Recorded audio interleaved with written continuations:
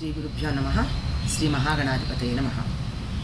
ఏకవింశతి పత్ర పూజలో వినాయకుడికి రెండవ నామం గణాధిపాయ నమః అనేటటువంటి నామంతో ఏమని చెప్తారంటే బృహతీ పత్రం సమర్పయామి అంటారు.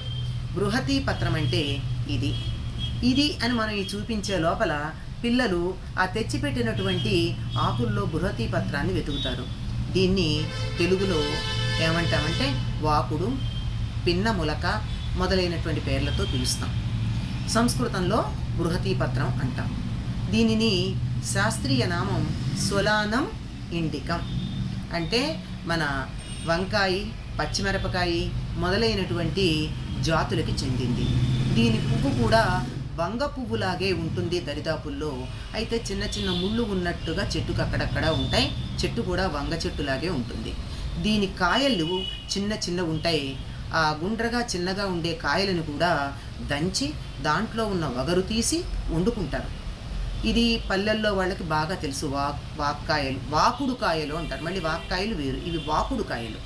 ఈ వాకుడు కాయలతో ఎన్నో రకాలైనటువంటి ఔషధాలని తయారు చేస్తూ ఉంటారు. ముఖ్యంగా ఆస్తమా, జలుబు, దగ్గు, మూలవ్యాధి మొదలైనటువంటి వాటికి తయారు చేసే ఔషధాల్లో వాకుడిని వాడతారు. సాధారణంగా ఈ చెట్టుని ఇళ్లల్లో పెంచే అలవాటు తక్కువ. ఎందుకంటే ఎప్పుడన్నా వాడడమే తప్ప తరచుగా కొంచెం వగరు, చేదులాంటి వగరు ఉంటాయి కనుక కాయలకి తరచుగా వాడరండి. అప్పుడప్పుడు వాడతారు గనక పొలాల గట్ల మీద అక్కడ ఇక్కడ ఉంటాయి. ఈ చెట్టుని గుర్తించమని పిల్లలకి చెప్పడానికి ఈ వాకుడిని మనం ఉపయోగిస్తూ ఉంటాం. ఓం గణాధిపాయ నమః.